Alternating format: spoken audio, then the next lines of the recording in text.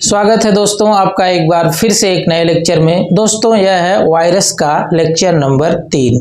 इसके पहले के 2 लेक्चर में हम लोग वायरस से संबंधित जो बेसिक चीज़ें हैं, जैसे कि वायरस की डिस्कवरी से लेकर इनका शेप, साइज और किस तरह के वायरस में कौन सा जेनेटिक मटेरियल होता है, डीएनए है कि आरएनए है, डबल स्ट्रैंडेड है या सिंगल स्ट्रैंडेड है, कैप्सिड, कैप्सोमियर, ये सारा डिटेल हम लोग इसके पहले के लेक्चर में पढ़ चुके हैं। यानी कि वायरस का जो बेसिक चीज़ें हैं वो हम लोग पहले पढ़ चुके हैं।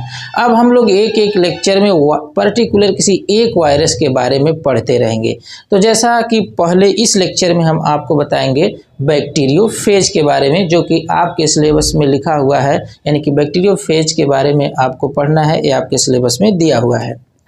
तो चलिए सबसे पहले हम देखते हैं कि बैक्टीरियोफेज क्या है। तो बैक्टीरियोफेज के बारे में हम सबसे पहले आपको बताएंगे, इसकी खोज किसने किया, डिटेल में इसका स्टडी किसने किया, क्यों इसे कोलीफेज कहा जाता है, इसकी स्ट्रक्चर में कौन कौन चीज़ें खास हैं और एग्जाम में कैसे आप इस फिगर को ड्रा करेंगे, नेमिंग कैसे करना है और इसके बारे में कितना लिख देंगे तो काम चल जाएगा। ये सारा डिटेल हम आपको इस लेक्चर में देंगे। चलिए सबसे पहले देखते हैं बैक्टीरियोफेज कहते किसे हैं। तो दोस्तों अगर आप इसके पहले बैक्टीरियोफेज का नाम नहीं सुने होंगे तो नाम सुनने के बाद आपको लगेगा कि बैक्टीरियोफेज कोई बैक्टीरिया होगी, लेकिन ऐसा नहीं है। बैक्टीरियोफेज का मतलब होता है ऐसा वायरस जो बैक्टीरिया के ऊपर अटैक करे, यानी बैक्टीरिया को किल करे। बैक्टीरियो का मतलब होता है बैक्टीरिया को, फेज का मतलब उसे किल करने वाला या उसे डिस्ट्रॉय करने वाला, उसे नष्ट करने वाला। यानी कि ऐसा वायरस जो बैक्टीरिया के ऊपर अटैक करे उसे बैक्टीरियोफेज कहेंगे। ये बातें आप समझ गए। इसके अलावा आपको अब ये जानना है कि बैक्टीरियोफेज की आखिर खोज किसने किया। तो दोस्तों बैक्टीरियोफेज की खोज सर्वप्रथम F.W. ट्वर्ट नामक वैज्ञानिक ने किया सन 1915 ईस्वी में। ये चीज़ें आप याद रखेंगे। इसके बाद 2 साल बाद एक और वैज्ञानिक आए, डी हेरेल नामक वैज्ञानिक, जो बैक्टीरियोफेज के बारे में डिटेल स्टडी किए, पूरे डिटेल में इसका अध्ययन किए और यह बताए कि बैक्टीरियोफेज ई कोलाई बैक्टीरिया को निगलता है और बताए कि बैक्टीरियोफेज ई कोलाई बैक्टीरिया को नष्ट करता है, डिस्ट्रॉय करता है, इसलिए बैक्टीरियोफेज को कोलीफेज भी कह सकते हैं। तो बैक्टीरियोफेज या कोलीफेज एक ही बात है। बैक्टीरियोफेज मतलब बैक्टीरिया को नष्ट करता है, कोलीफेज का मतलब यह है कि ई कोलाई बैक्टीरिया को नष्ट करता है। बात एक ही है, ई कोलाई भी बैक्टीरिया है और बैक्टीरिया तो बैक्टीरिया होते ही हैं, तो इसे बैक्टीरियोफेज के अलावा कोलीफेज भी कह सकते हैं। बैक्टीरियोफेज जो बैक्टीरिया को नष्ट करता है, इसको आप प्रत्यक्ष देखे होंगे। जैसे कभी आप सुने होंगे कि गंगा नदी का जल जो है वो ला करके अगर आप अपने घर पे रख देते हैं तो कई सालों तक वह जल सड़ता नहीं है। बॉटल वगैरह में करके रख दिया जाता है तो कई सालों तक वह ऐसे पड़ा रहता है। क्यों? क्योंकि जो नदियों का जल है उनके अंदर, उस पानी के अंदर बैक्टीरियोफेज पाया जाता है। और बैक्टीरियोफेज क्या है? एक वायरस है और यह वायरस बैक्टीरिया को नष्ट करता रहता है। और जब किसी चीज़ में बैक्टीरिया पड़ेंगे नहीं, बैक्टीरिया उसमें ग्रो नहीं करेंगे तो वो चीज़ें सड़ेंगी नहीं। तो यह वायरस बैक्टीरिया को नष्ट करता है, नष्ट करता रहता है। इसलिए नदियों का जल आप बहुत दिनों तक अपने घर में रख लेते हैं। लेकिन अब जल इतना प्रदूषित हो गया है और ये बैक्टीरियोफेज नष्ट हो चुके हैं, इसलिए अब अगर वो पानी ला करके ज़्यादा गंदी जगह, मतलब गंदे एरिया से, अब नदियों का जल भी दूषित हो गया है, तो वो पानी अगर आप ला करके रखेंगे तो वो सड़ जाएगा, क्योंकि उस पर बैक्टीरियोफेज हावी नहीं हो पाएंगे। तो इसे आप जानते होंगे। अब आइए देखिए, आप जो है बैक्टीरियोफेज हेडिंग डाल करके एग्जाम में क्या लिखेंगे शुरू में। तो देखिए सबसे पहले आप हेडिंग डाल देंगे बैक्टीरियोफेजेज और उसके नीचे पहली ही लाइन लिखेंगे the viruses that infect bacteria known as bacteriophage. ये बात आप सबसे पहले दिखाएंगे कि ऐसा वायरस जो बैक्टीरिया को अटैक करे, बैक्टीरिया को किल करे, उसे बैक्टीरियोफेज कहेंगे। अब इसके बाद देखिए लिख देंगे sea water can hold 100 million bacteriophage per ml, यानी जो सी वाटर है, सागर का जल है, उसके 1 ml के अंदर 100 मिलियन बैक्टीरियोफेज पाए जा सकते हैं। ये आप याद रखेंगे। इसके बाद bacteriophage were first studied by F.W. ट्वर्ट, यानी F.W. ट्वर्ट नामक वैज्ञानिक सन 1915 ईस्वी में सबसे पहले बैक्टीरियोफेज की स्टडी किए। सबसे पहले किसने किया? F.W. ट्वर्ट। F.W. का मतलब फ्रेडरिक विलियम ट्वर्ट नामक वैज्ञानिक ने सबसे पहले इसका स्टडी किया। इसके बाद इन 1917 यानी कि 2 साल बाद बैक्टीरियोफेजेज extensively studied by D Herelle. एक दूसरे वैज्ञानिक हैं जिनका नाम है डी हेरेल। इन्होंने विस्तार से बैक्टीरियोफेज के बारे में अध्ययन किया और क्या कहा? डी हेरेल सेड दैट, इन्होंने कहा कि bacteriophages destroy the colony of E coli, यानी जो बैक्टीरियोफेज है वो ई कोलाई बैक्टीरिया की कॉलोनी को डिस्ट्रॉय कर देता है। सो इसलिए bacteriophages also known as, bacteriophage को और भी एक नाम दे सकते हैं, वो क्या नाम है? कोलीफेज। अभी मैंने इसको बताया है। इसके बाद एक लाइन आप हाईलाइट करके लिख देंगे, बैक्टीरियोफेजेज यूजुअली हैव dsDNA, यानी जो बैक्टीरियोफेज होता है उसके अंदर सामान्यतः dsDNA यानी डबल स्ट्रैंडेड DNA पाया जाता है। इसके बाद फिर लिखेंगे 3 common form of bacteriophages that is, यानी बैक्टीरियोफेज जो होते हैं वह मुख्य रूप से 3 तरह के पाए जाते हैं, 3 तरह के होते हैं, जिसमें पहला क्या है? टेल्ड बैक्टीरियोफेज, क्यूबिक बैक्टीरियोफेज और फिलामेंटस बैक्टीरियोफेज। फिर इसके बाद आप लिख देंगे tailed bacteriophage also known as T phage. आप इसे भी याद रखेंगे, जो टेल्ड बैक्टीरियोफेज हैं उन्हें आप टी फेज भी कह सकते हैं। फिर आगे T phages are mostly 2 types that is, यानी जो टी फेज होते हैं वह भी 2 प्रकार के होते हैं। वह कौन कौन है? तो पहला देखिए टी इवन फेजेज और दूसरा है टी ऑड फेजेज। अब टी इवन फेजेज का मतलब T2 T4 यानी सम संख्या में ऐसे रहेगा, और टी ऑड फेजेज का मतलब ऑड नंबर में विषम संख्या में T1 T3 इस तरह से। तो आप इसे एक लाइन दिखा देंगे। इसके बाद फिर मोस्ट इम्पॉर्टेंट जो है वो हेडिंग डाल देंगे स्ट्रक्चर ऑफ बैक्टीरियोफेज। इसी नाम से सवाल आएगा, हालांकि थोड़ी चीज़ें शुरू में आपको दिखा देना रहेगा। अब स्ट्रक्चर ऑफ बैक्टीरियोफेज में सबसे पहले आप बैक्टीरियोफेज का इस तरह का डायग्राम आप बना देंगे। अब वह डायग्राम देखिए क्या है। सबसे पहले तो आप इसका इस तरह का हेड बना देंगे और नीचे ऐसे इसका टेल बना देंगे और फिर इसका टेल फाइबर बना देंगे। तो देखिए जो बैक्टीरियोफेज है इसके अंदर मुख्य रूप से 2 भाग होता है।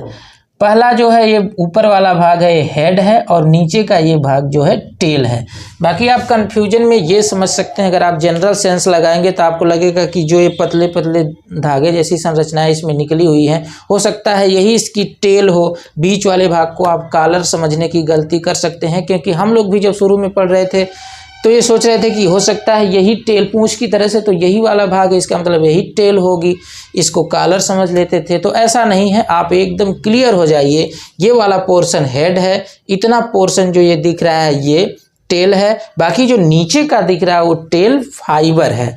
तो आप इसे लिख देंगे हेड, और फिर ये वाला क्या है? टेल है, और नीचे जो ये 6 संख्या में दिख रहा है ये टेल फाइबर्स है। अब देखिए हेड के अंदर क्या क्या चीज़ें हैं। पहले तो आप समझ लीजिए हेड की जो लंबाई है वो 500 एंगस्ट्रम है, और इसकी जो मोटाई है, गोलाई है, वो कितना है? गोलाई नहीं, गोलाई का जो आप व्यास समझ सकते हैं, गोलाई तो अलग चीज़ है। इसका जो व्यास है गोलाई का वो है 700 एंगस्ट्रम। हेड के अंदर मुख्य रूप से 2 चीज़ें हैं। बाहर की जो इसकी कवरिंग है आप इसे कैप्सिड कहेंगे। कैप्सिड और कैप्सोमियर पिछले लेक्चर में हमने अच्छे से आपको बताया है। कैप्सिड वायरस की कवरिंग है जो कैप्सोमियर से मिल करके बनी होती है। तो बाहर की इसकी कवरिंग क्या है? कैप्सिड है, और इसके अंदर देखिए जेनेटिक मटेरियल है जिसे आप न्यूक्लिक एसिड कहेंगे, जो सामान्यतः dsDNA होती है। अब देखिए जहां पर हेड खत्म होता है उसके नीचे एक राउंड स्ट्रक्चर, गोल संरचना है, जिसे आप कॉलर कहेंगे। एक एक स्ट्रक्चर आप याद रखेंगे तभी आप एग्जाम में नेमिंग कर पाएंगे, और अच्छे से आप नेमिंग करेंगे तभी नंबर मिलेगा। वैसे आप खींच करके डायग्राम छोड़ देंगे तो ये माना जाता है कि आपको क्लियर नहीं था। तो हेड के अंदर 2 चीज़ें, बाहर की कवरिंग कैप्सिड और उसके अंदर का जेनेटिक मटेरियल न्यूक्लिक एसिड है, और उसके नीचे राउंड स्ट्रक्चर जो है वो कॉलर है। कॉलर के नीचे एक छोटी संरचना है जिसको आप कहेंगे नेक। इसका क्या है? नेक। अब इसके बाद फिर देखिए क्या है, ये नीचे वाला पोर्शन जिसे आप क्या कहते हैं टेल, टेल के अंदर भी दो चीज़ें हैं। बाहर की जो इसकी कवरिंग है उसको सीथ बोलेंगे। सीथ का मतलब प्रोटेक्शन करने वाली एक कवरिंग है, लेयर है। और इसके अंदर जो हॉलो स्पेस है, खाली जगह है, उसे आप क्या कहेंगे सेंट्रल कोर बोलेंगे। क्या बोलेंगे सेंट्रल कोर। इसके बाद फिर जहाँ पर देखिए इसकी टेल समाप्त होती है, इसकी टेल खत्म होती है, वहाँ पर एक और राउंड स्ट्रक्चर नीचे दिख रही है जिसको आप क्या बोलेंगे एंड प्लेट बोलेंगे। और एंड प्लेट से भी छोटी छोटी संरचनाएं निकली हुई हैं जिसे आप क्या कहेंगे स्पाइक्स कहेंगे, छोटी वाली जो रेड कलर से मैंने बनाया हुआ है। और एंड प्लेट के प्रत्येक कार्नर पर, एंड प्लेट जो है इसमें कार्नर होते हैं, 6 कार्नर होते हैं। कार्नर का मतलब जैसे आप ये एकदम गोल नहीं है, ये कार्नर की तरह, जैसे आप नट देखे हैं ना, नट बोल्ट जो देखे हैं इस तरह का होता है। तो इसमें एक कार्नर है कि नहीं है, तो प्रत्येक कार्नर से फाइबर की तरह से स्ट्रक्चर निकली होती हैं। इस तरह से आप देख रहे हैं संख्या में 6 है, उसे आप टेल फाइबर कहेंगे। क्या कहेंगे टेल फाइबर। और अभी हमने बताया कि जो बैक्टीरियोफेज है वो बैक्टीरिया को अटैक करता है, यानी बैक्टीरिया को किल करता है। तो इसी टेल फाइबर की सहायता से ही बैक्टीरियोफेज बैक्टीरिया को पकड़ता है। जैसे देखिए ये कोई बैक्टीरिया है और इस पे अगर बैक्टीरियोफेज अटैक करेगा, ये बैक्टीरियोफेज है, तो अपनी इसी टेल की सहायता से ही इसको पकड़ करके और इसके वाल को पेनिट्रेट कर देगा। नीचे एक स्ट्रक्चर होती है, आगे हम आपको बताएंगे इसकी लाइफ साइकिल में कि यह जो है बैक्टीरियोफेज को क्या, बैक्टीरिया को, बैक्टीरियोफेज नहीं, ये तो खुद बैक्टीरियोफेज है, ये बैक्टीरिया को क्या करेगा पेनिट्रेट करेगा और पेनिट्रेट करके अपना जेनेटिक मटेरियल बैक्टीरिया के अंदर छोड़ देगा। अब किसकी सहायता से वो पकड़ता है, तो इसी टेल फाइबर की सहायता से पकड़ता है। कैसे, कोई मच्छर हमको हमारी स्किन पर बैठता है तो वो अपने पैरों से पकड़ लेता है, इसके बाद जो है पेनिट्रेट करता है। अगर कोई पकड़ने वाली चीज़ न रहे उसके पास तो कैसे पेनिट्रेट करेगा, पेनिट्रेट करेगा तो हल्का होता है, वो खुद ही ऊपर उठ जाएगा, लेकिन वह पकड़े रहता है अपने पंजों से, अपने पैरों से। बिल्कुल उसी तरह से बैक्टीरियोफेज जब किसी बैक्टीरिया को अटैक करता है तो वह इसी टेल फाइबर की सहायता से बैक्टीरिया की वाल को पकड़े रहता है और इसके अलावा उसमें पेनिट्रेट करता है, छेद कर देता है। इसके बाद स्ट्रक्चर तो आपने समझ लिया। अब इसमें आप लिखेंगे क्या, तो देखिए नीचे लिखेंगे बैक्टीरियोफेज कंसिस्ट ऑफ, किससे किससे बना होता है, तो पॉलीहेड्रल हेड, पहला तो इसका क्या है पॉलीहेड्रल हेड। इसके बाद ए शॉर्ट कॉलर और छोटी स्ट्रक्चर यहाँ पर कॉलर है। इसके अलावा हेलिकल टेल, इसके अलावा क्या है हेलिकल टेल, ये जो हेलिकल क्या है टेल है। तो अब आगे हेडिंग डाल देंगे हेड, और हेड में क्या लिखेंगे, ए हेड कंसिस्ट ऑफ 2000 कैप्सोमियर्स, यानी कि जो हेड होता है वो 2000 कैप्सोमियर के कैप्सिड से बना होता है, यानी जो कैप्सिड होता है उसके अंदर 2000 कैप्सोमियर होते हैं। मैंने अभी बताया कि इस कैप्सिड तो पूरी स्ट्रक्चर है, ये छोटी छोटी संरचनाओं से मिलकर बना होता है, तो उसे कैप्सोमियर कहेंगे। अब आपके अंदर ये सवाल आएगा कि आखिर लगभग कितने कैप्सोमियर मिल करके कैप्सिड बनाते होंगे, तो लगभग 2000 कैप्सोमियर मिल करके कैप्सिड बनाते हैं। तो हेड के अंदर तो पहला हो गया कैप्सोमियर, और इसके अंदर देखिए क्या है जेनेटिक मटेरियल है, तो यहाँ आप लिख देंगे विथ डीएसडीएनए, यानी कि कैप्सोमियर के अलावा या कैप्सिड के अलावा इसके अंदर डीएसडीएनए यानी डबल स्ट्रैंडेड डीएनए भी होता है, सामान्यतः डबल स्ट्रैंडेड डीएनए। इसके बाद आप हेडिंग डाल देंगे टेल, और उसके अंदर लिखेंगे the tail consist of an inner hollow tube, यानी जो टेल होती है वह किसकी बनी होती है इनर हॉलो ट्यूब, यानी जो ये टेल वाली स्ट्रक्चर है इसके अंदर एक हॉलो ट्यूब है, एक खोखली ट्यूब है या ट्यूब की तरह से संरचना है। इसके अलावा क्या है which is surrounded by contractile sheath, जो किससे घिरी है एक कंट्रैक्टाइल सीथ से घिरी है। कंट्रैक्टाइल सीथ का मतलब तो कवरिंग हो गया, कंट्रैक्टाइल का मतलब जो संकुचित हो सके, फैल सके, यानी कि सिकुड़ सके और फैल सके। मैंने अभी बताया कि जब यह बैक्टीरिया को पेनिट्रेट करता है तो वह इसके अंदर अगर सिकुड़ने और फैलने की कैपेसिटी नहीं रहेगी तो कैसे पेनिट्रेट करेगा, है कि नहीं है। जैसे अभी आप पेन देखिए, एक पेन आती है जिसमें स्प्रिंग लगी होती है, तो ऐसे आप दाबते हैं तो जो उसके अंदर की रिंग, उसके अंदर एक स्प्रिंग होती है, स्प्रिंग सिकुड़ती और फैलती है, तभी तो उसके अंदर की जो रिफिल है बाहर निकलती है। या इसके अलावा पंप से आप हवा भरे होंगे कभी साइकिल में, तो आप पंप को देखिए ऊपर नीचे कर सकते हैं, तभी उसमें से हवा निकलता है। तो बिल्कुल आप उसी तरह से आप समझिए इसको कि ये सिकुड़ने और फैलने की कैपेसिटी होती है, एक स्प्रिंग की तरह से होता है, इसलिए इसको कहते हैं contractile sheath. Contractile sheath covering है विथ 24 एनुअल रिंग, यानी जो इसमें जो रिंग की तरह से स्ट्रक्चर दिख रही है उसकी संख्या 24 होती है। बाकी फिगर में 2 4 10 कम ज़्यादा हो सकता है, इससे कोई ज़्यादा फर्क नहीं पड़ता है। आपको गिन करके नहीं बनाना है, लेकिन आपको संख्या याद रखना है कि 24 होती है।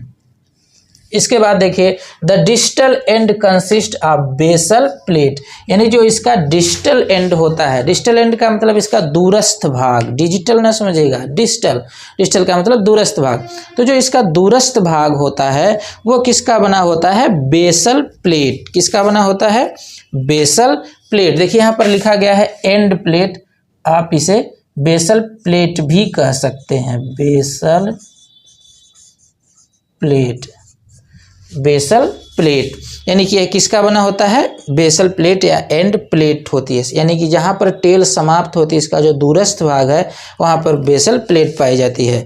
With tail fibre at each corner, यानी कि जो बेसल प्लेट है इसके प्रत्येक कॉर्नर पर टेल फाइबर निकली होती है। मैंने अभी बताया ना कि यहाँ जो ये प्लेट दिख रही बेसल प्लेट, इसमें कॉर्नर होता है, कोना होता है, जैसे नट में आप देखे होंगे नट बोल्ट, उसमें आप देखे हैं तो इस कॉर्नर से इस तरह का टेल फाइबर इस तरह का निकला होता है, जो यहाँ पर ऐसा दिख रहा है। इसके बाद फिर लिख देंगे the bacteriophage attach to the bacteria, यानी कि यह जब बैक्टीरियोफेज किससे अटैच होता है, बैक्टीरिया से अटैच होता है। विथ द हेल्प ऑफ, किसकी सहायता से, दीज टेल फाइबर, यानी इसी टेल फाइबर की सहायता से बैक्टीरिया पर अटैच होता है, बैक्टीरिया से जुड़ता है, जो मैंने अभी आपको समझाया है, इसी से यह पकड़ करके जुड़ता है।